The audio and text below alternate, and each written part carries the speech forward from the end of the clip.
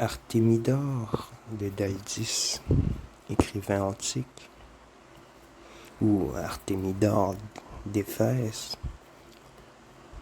est un écrivain et philosophe syrien d'expression grecque du IIe siècle.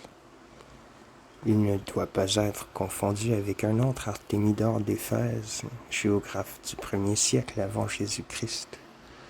Son ouvrage principal, l'Onirocritique, l'Onerocritica, interprétation des rêves, condense tout le savoir antique sur la divination par le rêve et servira durant des siècles d'ouvrages de référence sur la question. Il fut lu et resta un ouvrage de référence pour les recherches de Sigmund Freud.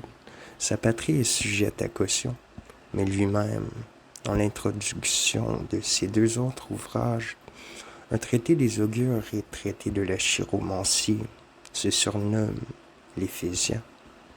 L'Antiquité n'a pas cessé de s'intéresser aux rêves, perçus comme un lien entre l'homme et tout ce qui le dépasse. Pour paraphraser l'ouvrage sur les rêves de Freud, on dirait que les anciens tenaient le rêve pour une information soit bienveillante, soit hostile de puissance supérieure, Dieu et démons. Dès l'époque des poèmes homériques, au 8e siècle avant Jésus-Christ, il est question de gens qui interprètent les rêves. À partir du 5e siècle avant Jésus-Christ, les textes grecs commencent à employer le terme d'onérocrites pour désigner ces interprètes des rêves. Ce sont souvent des gens modestes qui s'adressent à un public populaire qu'ils rencontrent à l'agora ou à l'occasion des grands rassemblements de pèlerins lors des panégyries. Pour une petite somme d'argent, ils expliquent de manière mécanique les rêves de ceux qui viennent les trouver. Parallèlement, les rêves jouent un rôle religieux de plus en plus grand. Ainsi, dans le culte d'Asclépios, cela entraîne le développement d'une médecine de sanctuaire fondée sur les rêves des malades en consultation. D'autres onirocrites se mettent au service des puissants, comme Aristandros de Telmessos avec Alexandre le Grand. Ces professionnels, conscients de la technicité de leur art qu'ils pratiquent avec méthode, suscitent la rédaction de traités théoriques et pratiques. De toute cette production, seuls les onirocritiques d'Artémidore ont subsisté. Biographie. Artémidore n'est connu que par ce qu'il dit de lui-même et ce qu'ajoutent quelques textes où il est évoqué, comme le médecin Galien ou la Souda, une encyclopédie byzantine. C'est peu pour le situer dans le temps, mais son œuvre contient bien des détails qui permettent de voir combien il est représentatif de son milieu et de son époque.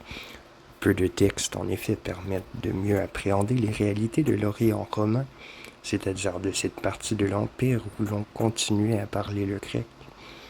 Artémidore évoque quelques événements historiques, la révolte des Juifs de Cyrène qui éclata en 115 à la fin du règne de Trajan, le concours des Eusébéens, fondé vers 138 à 139 par Antonin le Pieux en mémoire de son prédécesseur et par adoptif Hadrien.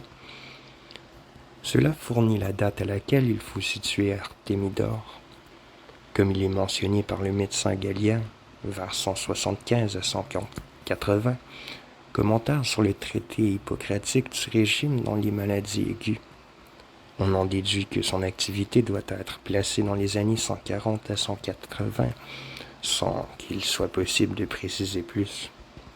Artémidore a donc vécu au temps où l'Empire romain, sous la conduite d'Antonin le Pieux, 138 à 161, et de Marc Aurèle, 161 à 180, était au sommet de sa puissance, de son développement. C'est l'un de ces nombreux auteurs qui ont marqué ce nouvel âge d'or de lettres et de la pensée grecque à l'époque de la Pax Romana. Il dit lui-même qu'il est citoyen d'Éphèse. Il a sans doute passé une bonne partie de son existence dans cette cité riche, très peuplée d'Asie mineure, sur la côte de la mer Égée. Les nombreux monuments du IIe siècle que les fouilles autrichiennes ont découverts sur le site d'Éphèse témoignent du paysage urbain qu'a connu Artémidore et de la prospérité de cette ville, alors dominée par une riche élite de notables et qui servait de capitale à la province d'Asie. La vie à Éphèse s'était romanisée. On y organisait par exemple des combats de gladiateurs, ce qui était étranger à la tradition grecque. Le traité d'Artémidore témoigne du reste de l'importance de ce genre de spectacle pour son public. Le port actif d'Éphèse en faisait une ville ouverte sur l'extérieur et il ne faut pas s'étonner qu'Artémidore ait pu beaucoup voyager et que des nouvelles de ce qui se passait dans l'Empire lui soient arrivées en abondance. C'est par son père, qui s'appelait Phocas selon Galien. Artémidore était éphésien. Sa mère venait de Daldis, une cité beaucoup plus modeste de l'intérieur de l'Asie mineure. On l'y dit précisément. Artémidore explique qu'il a tenu à ce que son oniro-critique soit diffusé sous le nom d'Artémidore de Daldis plutôt que d'Éphèse. Comme pour ses autres ouvrages, il voulait illustrer sa patrie maternelle et la faire connaître.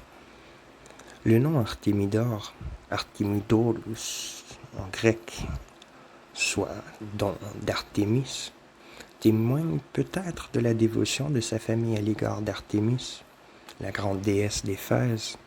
Il évoque Artémis éphésienne en 4 notamment, dans son livre. Artémidore souligne cependant les liens qui le rattachent au dieu principal de Daldis, Apollon Daldianos, que l'on appelait aussi Apollon Mystes. Dans la conclusion du livre 2, il explique que l'idée de rédiger son oniro-critique lui serait venue d'Apollon Mystes lors d'un songe. L'inspiration divine est au demeurant un lieu commun chez les auteurs de cette époque. L'historien Dion Cassius aurait lui aussi reçu en rêve l'injonction d'écrire son histoire romaine. Mais si Artémidore apparaît comme fortement attaché à ces deux patries, il n'en a pas moins beaucoup voyagé, notamment pour se documenter.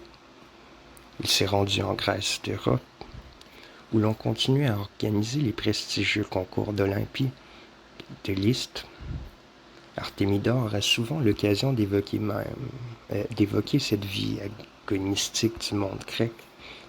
Il dit lui-même dans la lettre de dédicace qu'il a fréquenté les interprètes populaires durant de nombreuses années, tant en Grèce, dans les villes ou durant les panégyries, qu'en Asie, en Italie, et dans les plus grandes et les plus peuplées des îles, voir aussi la préface du livre 5, où il parle des rêves qu'il a collectés dans les panégyries de la Grèce et en Asie mineure, et encore aussi en Italie. Il s'est rendu aussi en Italie et sans doute à Rome.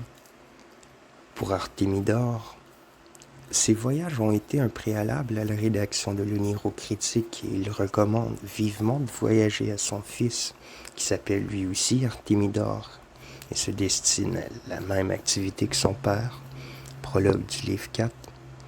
Mais le monde qui lui est le plus familier reste bien l'Asie mineure, dont il évoque souvent les grandes cités comme Smyrne, Pergame ou Cyzique. Il avait épousé Moussonia, fille de Gaius Musonius Rufus. Leur fille aurait épousé un homme Rufius, qui serait le fils d'un autre Rufius et d'une fille de Gaius Caesius Bassus.